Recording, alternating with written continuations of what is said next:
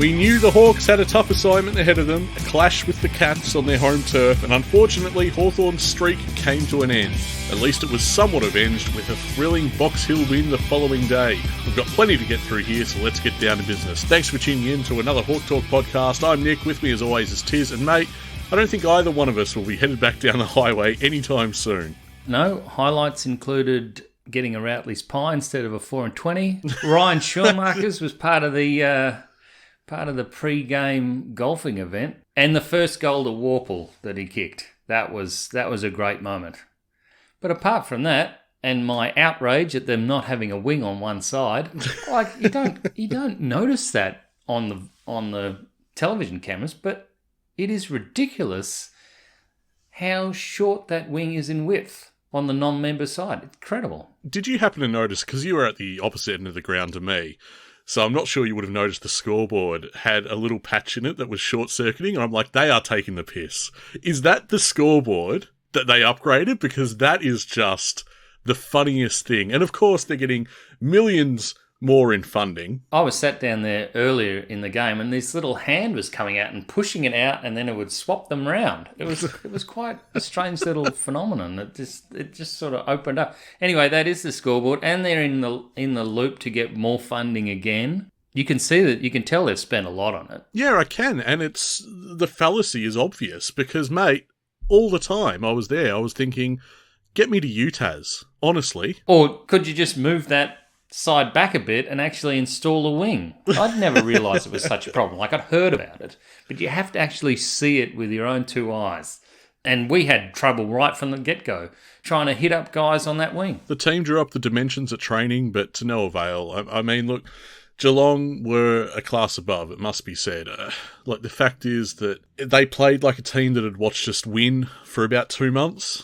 They did their homework, and they neutralised our weapons real early, got the ascendancy, and yeah, we gave a bit of a yelp from there, but never enough. We couldn't break through. I think the tightest it got after that was about 30 points, but we just couldn't break through them. That's right. It got to 30 points, and I thought, you get another one here, and it's 24. That's only 4 goals. Maybe you can get a run on. Maybe they're slowing down. They're an older side, but yeah, we were young, and early on we looked inexperienced, and then Sam de Conning's kicking goals that ruckman shouldn't kick, and you're thinking, gee, it's not. I thought we were outcoached and outplayed, and but not for want of effort. Will Day did a couple of very hard hitting tackles trying to influence the game. I think one of them was on Atkins, and that's he's a big fella to try and take down.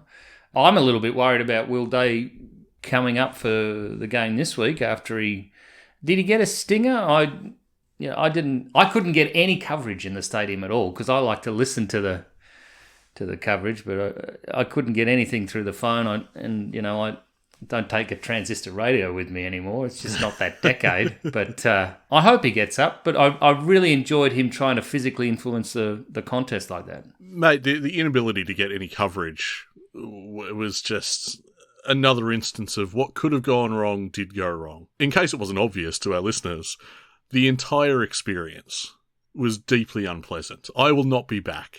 I don't want to go back and see a game at Geelong. I didn't like the stadium. I didn't like the lack of reception. Standing room, although I love it at the MCG when I'm with my people and with Hawthorn people, it turns out when you go to standing room anywhere else, it's bloody awful. Honestly, Dolby surround sound, dimwits. Oh. It was incredible. We had 18, 19-year-olds, a group of them behind us getting on the piss, thinking they're incredibly witty, and of course they're not. And it was just so obnoxious. And then the people in front of me, I noticed at one point, one of the guys came back with a chicken and chips, your chicken strips and a few chips. And he looks at his mate and goes, "These are amazing." And I thought to myself, amazing? Really? That's the word you're going for? Chicken and chips? Mate, I can show you the world. Like, seriously, if that is where your new bar is, you've got a lot of life to live, basically. Well, I went down with a Geelong supporting mate of mine, Matt, and he was quite accommodating throughout the evening. Didn't dwell on the result at all. But before the match began, I I've got my scarf out and put it on, and we were in the members section for Geelong, and this lady turned around and she said, "Oh, what are you doing here? You're not meant to be here." And then I said, I'm just here to see Hawthorn whip you. You haven't been playing too well recently. And she decided to tell me that I was welcome to number 5. If I wanted number 5, I could have him, she said. Not been playing well enough. Just Jeremy Cameron, Jezza, not good enough. And Matt was stricken.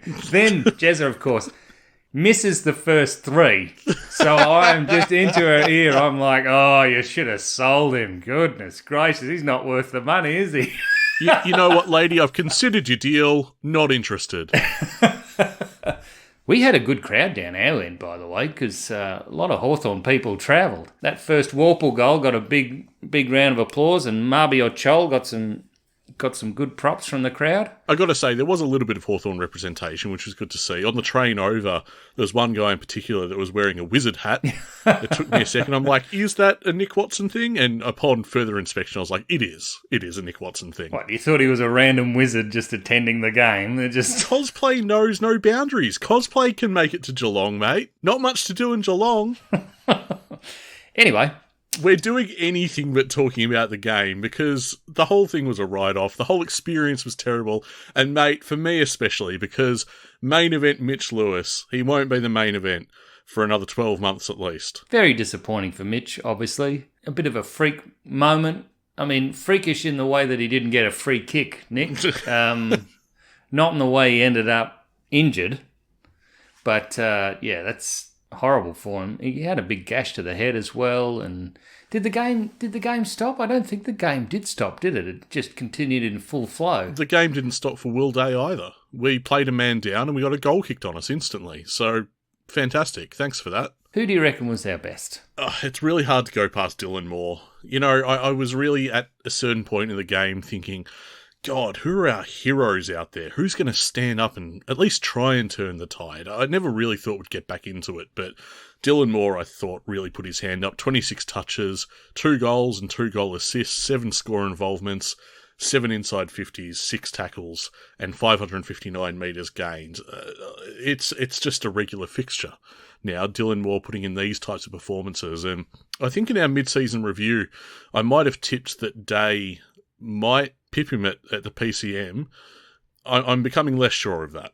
I think you picked Moore, and I tend to agree these days. Yeah, so Will Day, he started fantastically well, had 11 touches in that first quarter, and was all over the ground.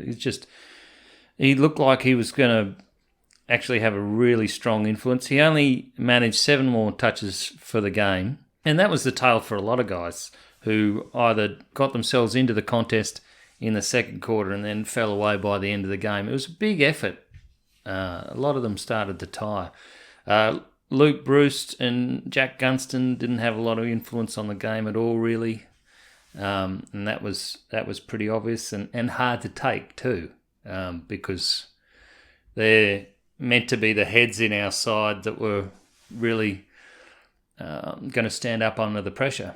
I thought our forward line was mostly inept for most of the game. It was just really disappointing because I know that we have the talent down there. And to see them be completely ineffectual was, as you say, really hard to take. That's what made James Warple's first goal in that match just so excellent. To say, just to take the contest by the scruff of the neck, little shimmy, and then just an unerring finish. Looked fantastic and showed leadership. Warple finishing with 26 touches, 1 goal and 1 goal assist, to go with 7 clearances, 6 tackles and 26 pressure acts, as well as 450 metres gained. We were sort of exchanging text messages early in the day and about Nick Watson, and you said he'd had a really good game, and I said, I didn't really notice.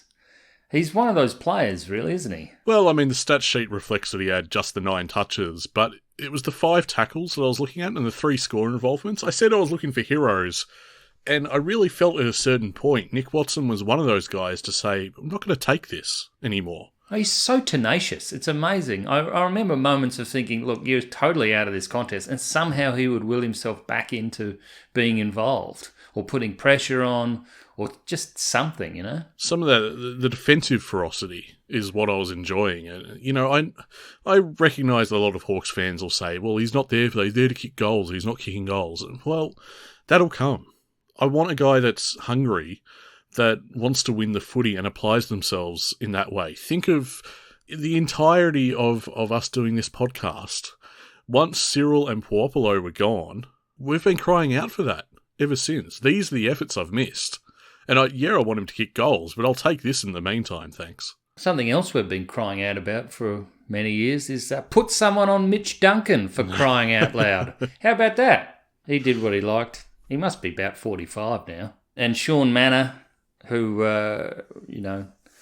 came out of the VFL last year. Gosh, 14 tackles in the game. I did tip that Sean Manor would have a good game. I remember his work in Werribee, and I have rated him for a long time and thought, oh, of course he's going to Geelong. It's another weapon for them. I liked the game of Lloyd Meek. His opponent got the better of him, though. Yeah, I think Geelong really had it scouted as well. Like 47 hit-outs. He was the dominant ruckman, 12 to advantage, but I think we didn't make the most of that dominance. That was the problem. Bit of a correction, wasn't it, Nick? It's just a question of, how deflating is this? Do we see it as the end of our chances at finals? I don't. Over the break, we spoke about this. I saw us winning only the West Coast game, maybe, and we did that with aplomb. And now we get to Geelong without Sicily and without Ginnivan, who I think we underrated as a link player. Yes, absolutely. And, we don't get Ginnivan back this week, but he could be back for Collingwood. And the other point I wanted to make to you, mate, is it's not Day, it's Deer. I told you this. Deer is the difference. Big call, but you haven't been proven wrong yet. So, Dustin asks, is the lid fully and tightly back on? I couldn't post it this week. Where is the lid? People have been enjoying that. Appleby says, as terrible as the weekend's game was, is it a massive overreaction from our fans, referring to everyone saying, look, we're in trouble now? I don't know if that's the case. I mean, we had such stellar form for 2 months, and like I said, I think we ran up against a really well-drilled and well-coached team that had us figured out. That's going to happen. And again, I looked back at our predictions for the rest of the year from the mid-season, from our bye. I had us losing this one. I had us beating West Coast. I had us losing against Geelong, and so I'm not sure if I can complain too much about the side itself. I can complain about the experience of Geelong, but in terms of Hawthorn, I'm not... It doesn't take the wind out of my sails. There are only a couple of very brief moments where we look like the side we'd looked for the 2 months before it. Our ball movement just didn't follow us down to Geelong. It wasn't there. Oh, mate, we were making mistakes that were just not at all characteristic of the side that's looked so good for the past couple of months. I mean, our efforts to rebound out of defensive 50, you would swear that we were trying to hit up Geelong players on the chest. Like, the amount of times we'd just get them to set up on the arc for another foray, another shot at goal. I mean, it was quite astonishing. Also, we were often outnumbered at the fall of the ball as well. We were outworked, So, look, better teams than us have gone to Geelong and been done like that. So it's just how it is down there. We haven't been down there since 2006, and we haven't won down there for a quarter of a century. So, this will be good for the boys. They need this kind of... They looked smaller than their Geelong opponents all night too. Did you notice that? They're less developed. I did. And to your point, yeah, I wouldn't use this as a barometer. This is the kind of loss that a developing side, which we are, I don't think people have taken that into account. They might have lost sight of that. Still a developing side that just happens to have had a good little purple patch of form. A developing side will lose these sorts of games. And certainly, as you say, better teams have lost down there because it is a bloody hard effort. It's a tough assignment to win at GMHBA. And you've got to realise these boys see this benchmark now, and they see how Geelong play a home game and how little they give you. Like how little chance they give you. They don't give you the ball back. They hold it, etc. They can learn a lot from the negatives out of this game. Sometimes losses like this really drive, like, we're at this level and we've been good against these sides, but if we want to beat teams like Geelong, we're going to have to be this much better. Definitely, and I tweeted as much throughout the game when I happened to have some reception. I did point out that, the thing from here is you got to look at the tape. The tape is going to be your best friend here because you've had it good for, 7 of the past 8 weeks. You got the job done. Now you've run up against a team that's gone, we watched all that and we figured it out. Now what? Now what, Hawthorn? Well, you go back and study. You got to study. How did Geelong pick that apart? How did they do that? And how were they able to do that? And what can we do from here to address it? Do we stick with the same plan? Do we refine it? Do we need to develop a better plan B? Because I didn't see much of a plan B, to be honest. Really, I'm really disappointed for Lewis, obviously. But what I'm really most disappointed in is I didn't get to see the 3 Deer, Lewis and Chol, which I think has to be the future, right? Unless we start recruiting very, very heavily. Like, we put a hell of a lot of money into getting another forward. Well, we heard from one of our listeners' views from the nosebleeds. Are you okay after the Lewis news? That one was for me, Tiz, rather than you. And fair enough. I mean, he's one of my faves. I'm okay. It's deeply deflating. I'd rather not see it on my feed. I kind of just want to push it aside now and not think about it because I find it sad. But you got to say that his attitude is brilliant. Oh, it is. Like, it is. What he put to Instagram, you have no doubt that he'll be back. He is a leader. That's how leaders talk. I'm a bit disappointed at some of the chat from Hawks fans saying, that's it. That's his career over. I was like, is it?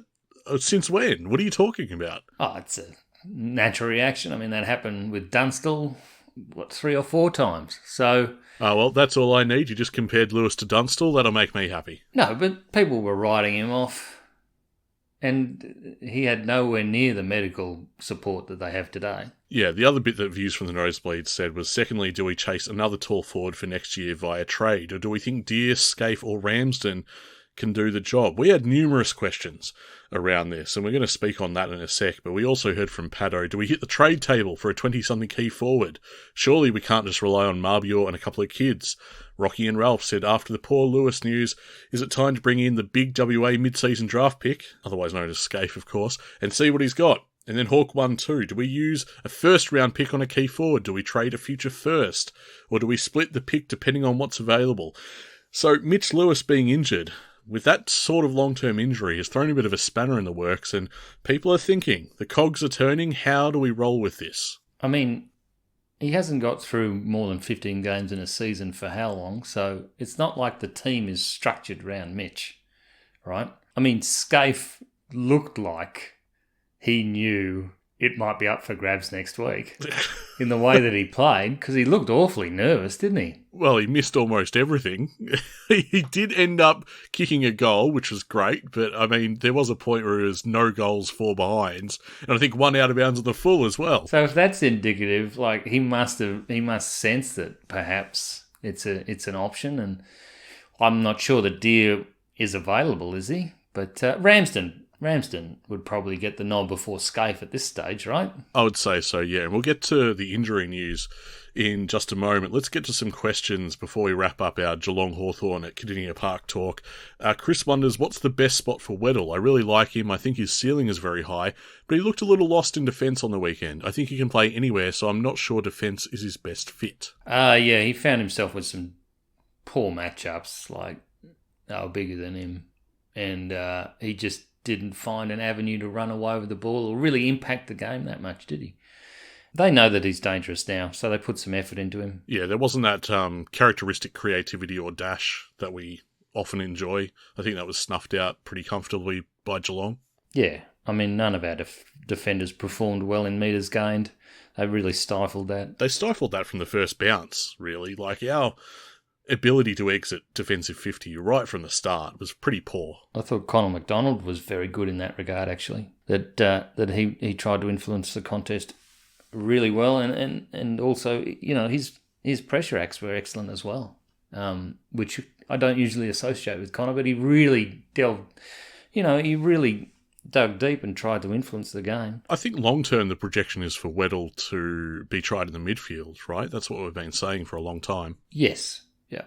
And you'd have to say that they need to bolster that defence, maybe with Sarong going in or DGB, who had a couple of key moments in the last quarter of the VFL game. Or, it won't be long before McCabe gets a Guernsey, I'd say, by how he performed on the weekend. His debut for Box Hill, and geez, he looked bloody good. I can tell you're itching to talk about Box Hill. We'll get to one more question before we move on. I do want to talk about Box Hill, but I also think we should talk about Lewis. And if we're going to, do you think we're going to trade to try and fill that hole on the list? No, I'm not convinced that we will. And I don't think you make that decision at the start of July. I think there's a bit to play out here. I think we're probably really liking the look of Scaife. Oh, God. He's going for best talent available. That's your catch cry, not mine. No, you know me, mate. Like, people will ask, who do you like out of the draft this year? I'm like, I don't bloody know. It's July. I don't touch that stuff until the season's over. That's how I've been the entirety of the timeline of this podcast. I don't look into it. But I would say that, that's all up in the air. It's really pending on what the rest of the season holds and how Deere performs, how Scaife performs, if Ramsden comes on in the way that they're hoping and they predict, by the way. I think they have high hopes for him. But, I like what I've seen from Scaife so far, and maybe we give him a go.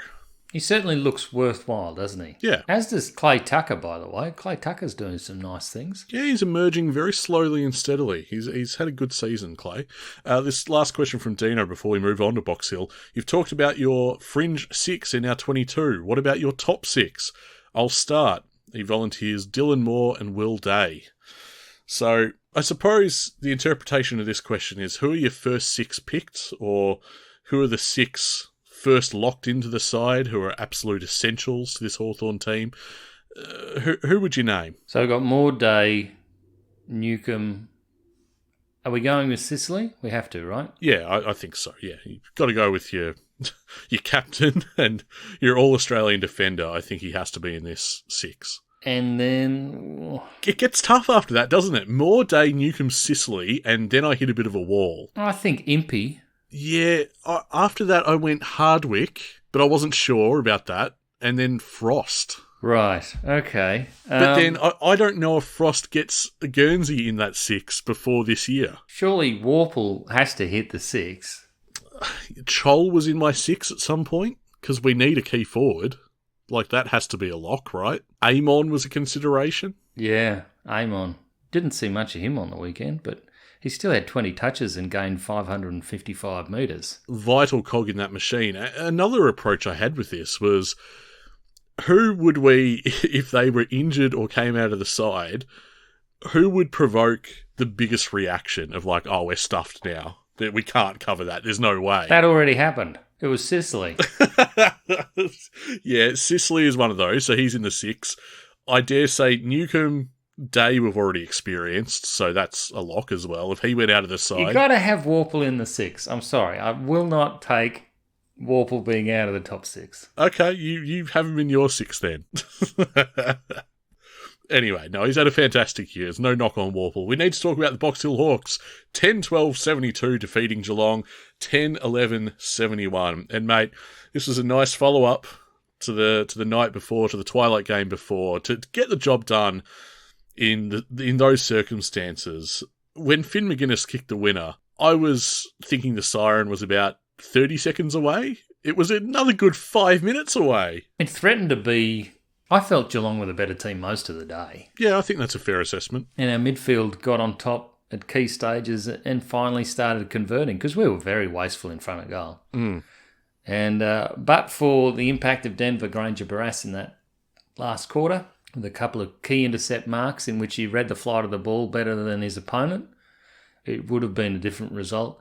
But guys like Josh Ward and Hustwaite, they were doing wonderful things in that midfield, and they're quite a good side, Geelong. They had a game on us in the VFL, so now we're equal on points but behind on percentage. So honestly, if you were picking through that lineup who was going to kick the match winner, Finn would not have come to mind because there's so many goal sneaks, there's so many good finishes in that team. But Finn took it upon himself to kick that, and it was a big kick. What was it, 50, 52, 53 metres? Straight through? From the paint, and believe it or not, probably not his best goal for the day. Oh, yeah. He kicked 2 ridiculous goals. Yeah. Sometimes it's just your day, and I'm not sure what we have to see from some of these guys in the midfield for them to get elevated now. Well, I mean, there's a question mark over whether Day's available. I know he's not in the injury report, but, he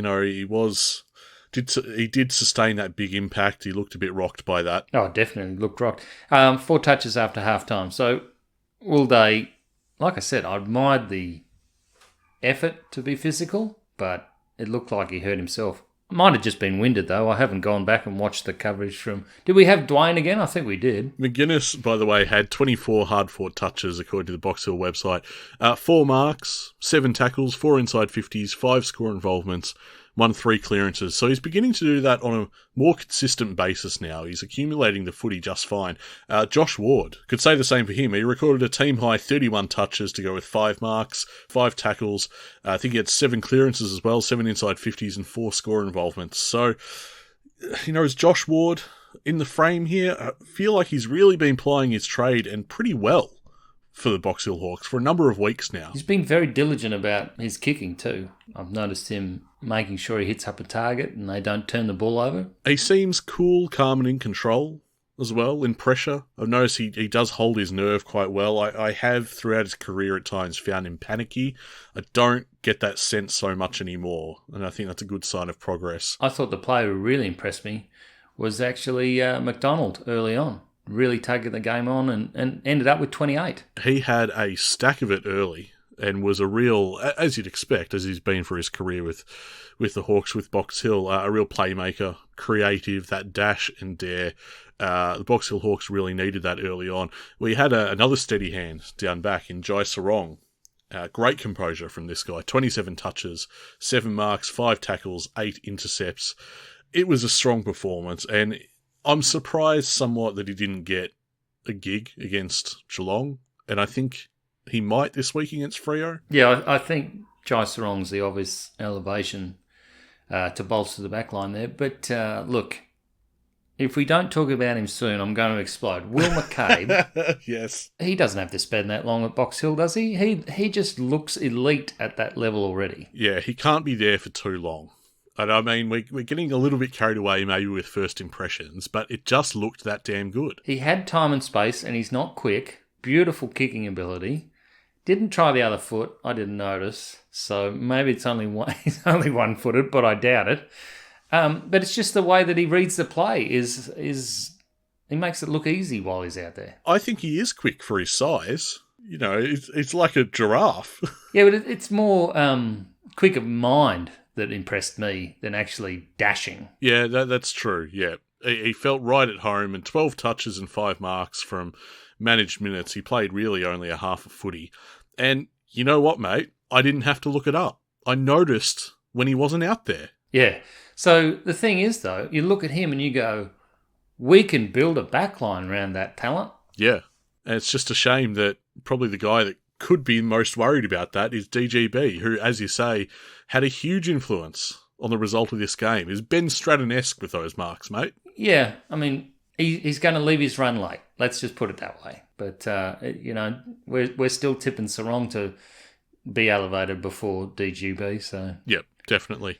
So among the best for Box Hill, Ward, McDonald, as we said, Sarong, Brown, Porter and McGuinness. Your goals for the day, Kavara with 3, who's just a delight. Love to have him back. When he bobs up for a goal, it's usually sensational.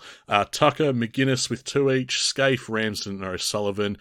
Ward, as we say, led the disposals, 31, McDonald 28, Sarong 27, Porter 35, McGuinness 24, as well as Hustwaite with 24 for himself and Brown with 20. Next, the Hawks are headed to Queensland to tackle the Southport Sharks. That's coming up this Saturday afternoon at 12:05pm. Should be a decent game. Well, it's another really tough test for Box Hill. I mean, this week, the game just gone, that was 3rd versus 6th, and I think I'm going off memory here. I don't have it jotted down. I think it might be 5th versus 6th this time. So, the challenges don't get much easier.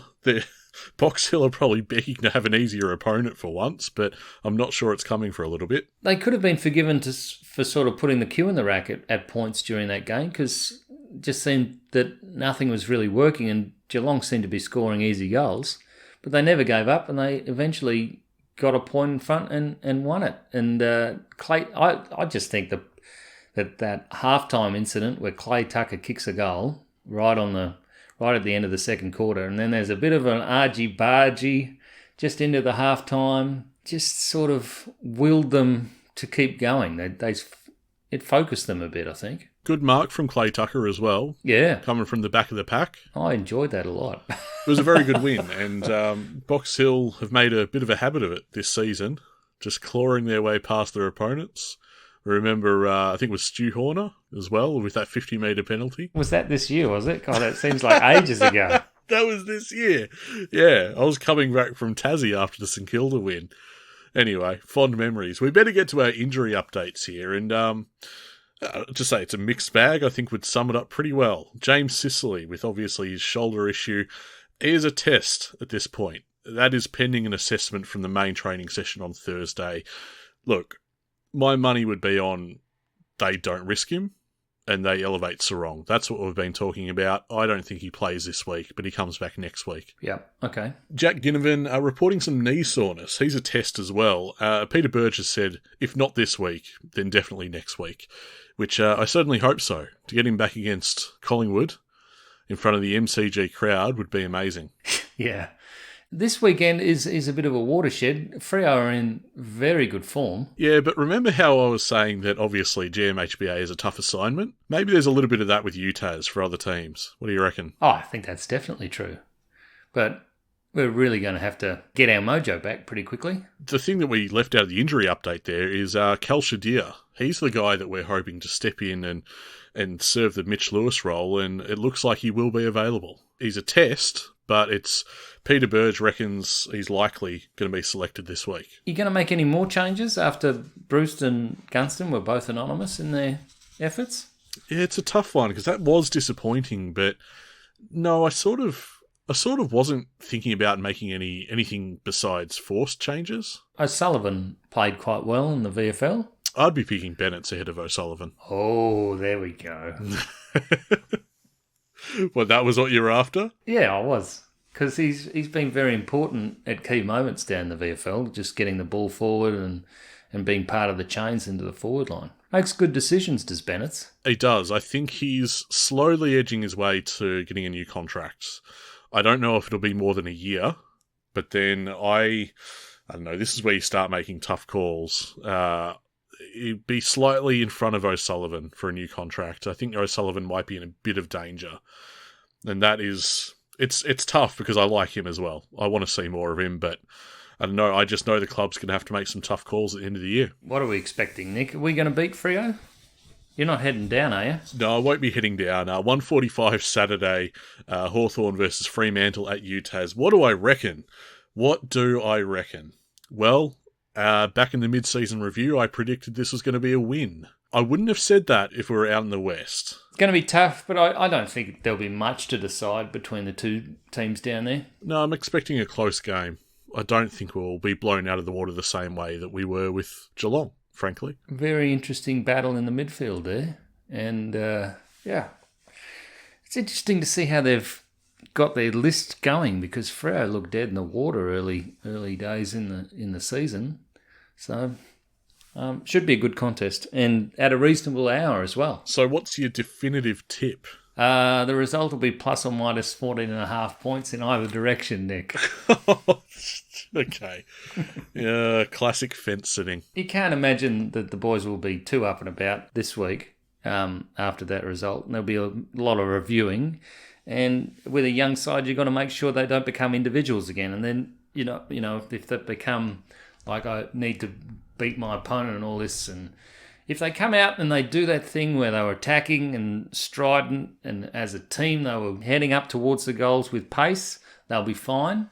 and they'll really make it hard for Freo. But if they're second guessing and wondering about their positioning, it's not going to happen. Well, what do we know about Hawthorn in 2024, this outfit? They're a team that participates in honest conversations with each other, that they very much make an intentional commitment to trying to get the best out of each other, and they respond. We've seen that this year at least twice. I mean, they talk about honest conversations after the Suns game, and once again after the close loss to Port Adelaide. I imagine they've engaged in the same sort of thing after this Geelong loss. And if they've done so, well, they have a track record of getting the best out of each other, and maybe that's what we can hope for and expect when they come up against Fremantle. Yeah, and the point would be that they don't want to get the Geelong loss out of context, because it has been a very good run, and their form is great. They just need to hit the ground running again with what they were doing the week before, getting back into that same model. If they can do that, they can win. I think what happened against Geelong, there's a lot of indicators for me that it was just a bit of a blip in what was already a tough assignment on paper. Anyway, we'll wait to see what we bring against Fremantle. We better get to some social media stuff. We're all about building our community of listeners here at the Hawk Talk podcast, and one way to do that is word of mouth. So do us a favour, go forth and let some fellow Hawkers know that we're out there and worth a listen. You can also leave us a rating or a review on whatever platform you're listening to this. We'd really appreciate that. And do make sure you hit us up on our social channels too. You can find us on X, Facebook and Instagram. And finally, we'd like to take this moment to extend an emphatic thank you to our proud, passionate and paid up Patreon subscribers who contribute in very real terms to us being able to do this show. We really appreciate your contribution. Now, perhaps for all of you who haven't signed up, you might be out there weighing up whether to show your favourite Hawthorn podcast a little bit of love, and we'd say, yeah, please do that. Head to our Patreon page, sign up, get a stack of bonus content for your trouble. All the details are at patreon.com/hawktalkpod. So have you freed up your Saturday? Or are you just looking ahead to Collingwood? Is that the idea? Because that's going to be the fun one. I don't know if this has ever come up, but I get a desk calendar every year, and as soon as convenience, I write down in that desk calendar every single game. And then when the rest of the fixture is announced, I then immediately update that calendar. And then when the last round is announced, I update it again. Yeah, that's right. At the moment, that weekend is blank because I can't do anything with it, but the point is that, yeah, it's always locked into the calendar. I always make time for the team. So to answer your question, yes, I'm ready to go. 1:45 Saturday. I'll be on the couch or at a pub. Haven't decided yet, but I will be watching the game. But, you know, you raise a good point. I can't help but think ahead to the Collingwood game because, I don't know, I'm hungry for that atmosphere again. I need to wash the bad taste of Cardinia Park out of my mouth. I need the MCG back. I need M10. I need the atmosphere. And there'll be a few smiling faces before the match starts, even without the result known, Nick. That's right. We today announced the winners of our Where's Cholly competition, and we've notified the winners as well. And thank you for the amazing response to that, by the way. You know, it could be said, well, Nick, what were you thinking? You were sort of dangling free tickets, a chance to win tickets to Hawthorn Collingwood. Of course the response is going to be good, but I think even still, we were both just blown away by just how many people entered that little game that we had. And how quickly they did it. It was like, where's Wally? But you just have to find Chol. It wasn't that hard, was it? Did I make it too hard? You did for me. I was like... I remember when I messaged you the images, you're like, this is one for the morning, mate. It was late at night at the time. And you were like, that's what I want to hear. I was like, good. They're tricky because here's the thing. I don't know what the author of Where's Wally has ever thought about this. The author? Illustrator? Are they both? I don't know. Anyway, when they're creating those puzzles, how can they ever be sure this is too hard or this is too easy? Because they instantly know where Wally is. Did you ever have to create word searches and stuff for school? Same principle. It's like, well, it appears too easy to me now because I made it. I know where the words are. I remember there was one kid, his name was Ryan. I'll never forget the word search because he left one of them out. Oh, that's like that old school prank of you get 3 pigs, and you let them loose on the school grounds, the school oval, and you number them 1, 2, and 4.